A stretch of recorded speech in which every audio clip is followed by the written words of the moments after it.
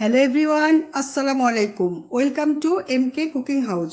কেমন আছো সবাই? আশা করি সবাই খুব ভালো আছো। আমিও ভালো আছি। দেখতে দেখতে চলে আসলো ঈদুল আজহা বা কুরবানি ঈদ।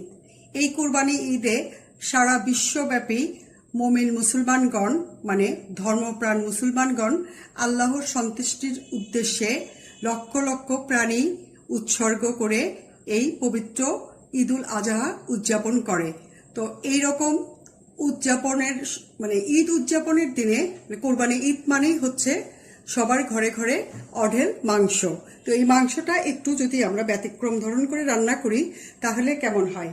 বেসিক্যালি আমার কিছু রিলেটিভ বা ফ্রেন্ডস অনেকেই আমাকে পার্সোনালি রিকোয়েস্ট করেছে, আন্টি বা আপু এবার ঈদে কালা ভুনার রেসিপিটা দেন, আমরা আপনার রেসিপি দেখে রান্না করব। সেজন্যই আমি আসলে এই রেসিপিটা তোমাদের সঙ্গে শেয়ার করছি। তো চলো দেখে নিই আমরা এই রেসিপিটা তৈরি করতে কি কি লাগছে।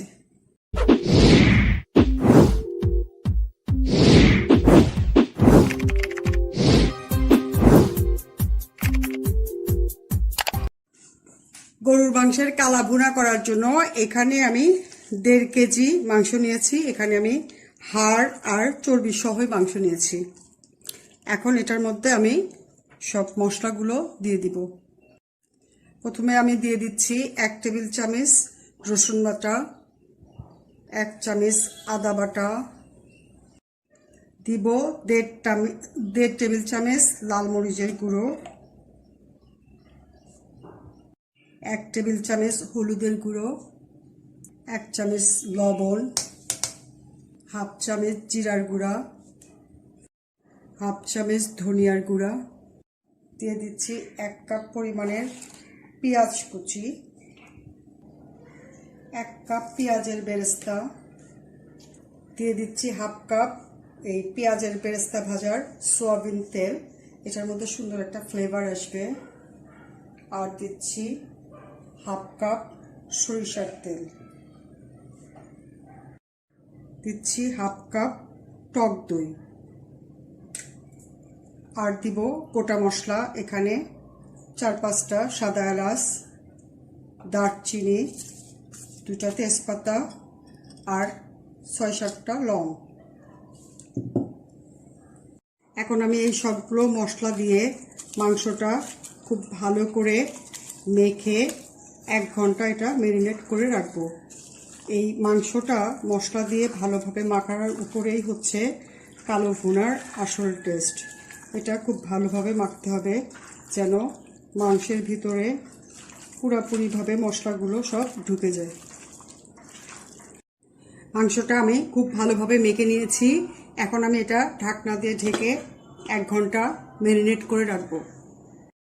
কালা ভুনার মাংসটা আমার 1 ঘন্টা ম্যারিনেট করে রাখা হয়েছে। এখন আমি এটা চুলার উপরে দিয়েছি। এটা এখন আমি ঢেকে দিব আর হাই ফ্লেমে প্রথমে 10 মিনিট আমি এটা রান্না করে নিব।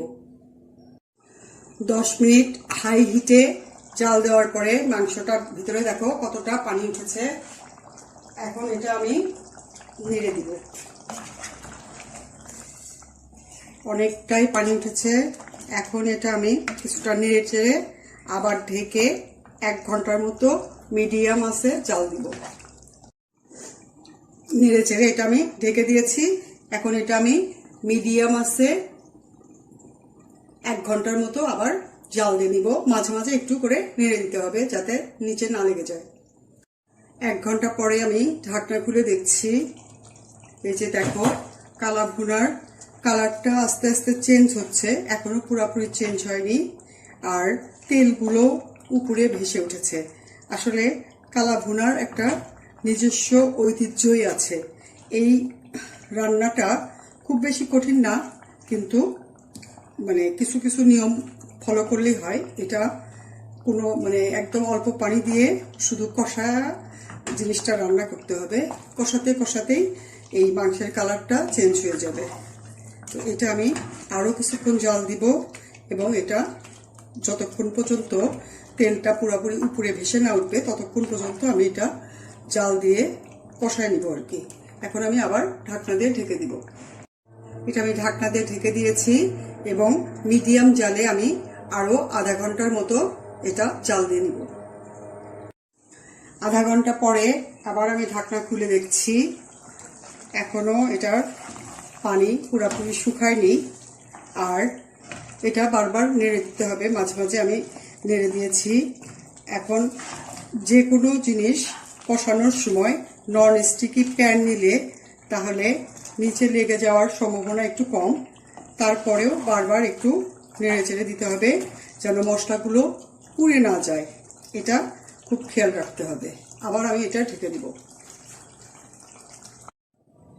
আবার আমি ঢাকনা খুলে দেখছি, হ্যাঁ মাংসটা একদম তেলগুলো উপরে মাংসের উপরে উঠেছে আর পানিগুলো সব শুকিয়ে গিয়েছে। এখন এটার মধ্যে আমি এই পর্যায়ে 1 কাপ গরম পানি দিব, ফুটানো গরম পানি দিয়ে, মানে মাংসটা একদম পুরোপুরি ভালোভাবে সিদ্ধ হওয়ার জন্য আমি এই পানিটা দিয়েছি। এখন এটা আমি নেড়ে চেড়ে আবার মিডিয়াম আঁচে রেখে আবার ঢেকে দিব। আর এটার মধ্যে আমি আরো কিছু মশলা দিব, সেগুলো মানে কালো ভুনার যাতে আসল মশলা আর কি, সেগুলো আমি আরো পরে দিয়ে দিব। এখন এটা আমি ঢেকে মিডিয়াম জালে রেখে দিচ্ছি যতক্ষণ পর্যন্ত পানিটা না শুকায়। আধা ঘন্টা পরে আবার আমি ঢাকনা খুলে দেখছি, মাংসগুলো একদম পুরোপুরি সিদ্ধ হয়েছে। এই পর্যায়ে আমি কালা ভুনার যে বিশেষ মশলাগুলো, সেই মশলাগুলো আমি এটার মধ্যে এখন দিয়ে নিব। এখানে আমি নিয়েছি জয়ফল, জয়ত্রী, রাঁধুনি আর গোলমরিচ এবং জিরা, ভাজা জিরার গুঁড়া। এখানে আমি সবগুলোই নিয়েছি 1/4 টিস্পুন করে। আর হচ্ছে শুধু রাঁধুনিটা নিয়েছি আমি 1 চা চামচ। এখন এটা আমি সবগুলো মাংসের মধ্যে দিয়ে ভালো করে মিক্সড করে নিব। এটা এখন আমি সবগুলো মাংসের মধ্যে মশলাগুলো ভালোভাবে মিক্সড করে নেড়ে চেড়ে দিচ্ছি।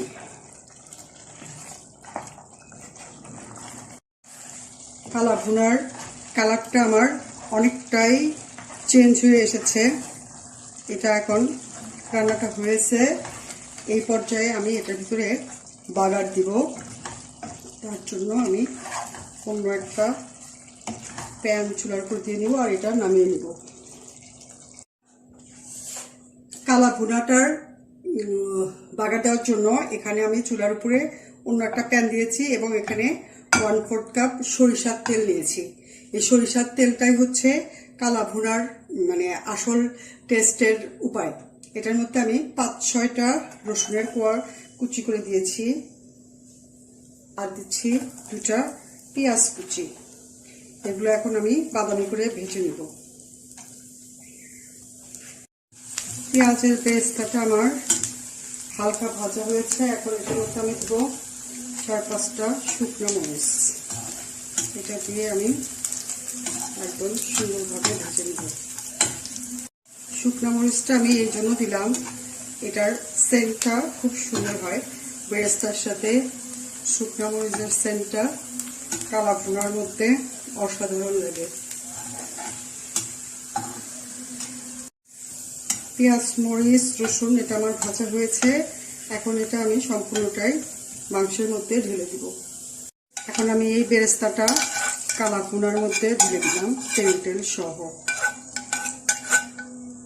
এখন আমি আবার মাংসের মধ্যে বেরেস্তা আর সরিষার তেলগুলো ভালো করে মিক্সড করে নিব।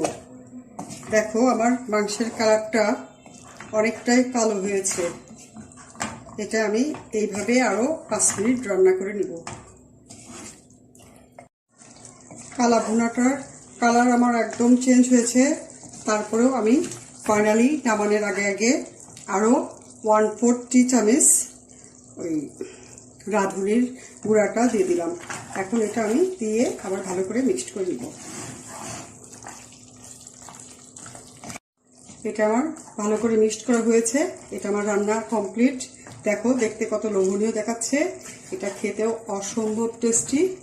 এটা এখন আমি চুলা অফ করে দিব আর এটা হালকা ঠান্ডা করে প্লেটে সার্ভ করে দিব।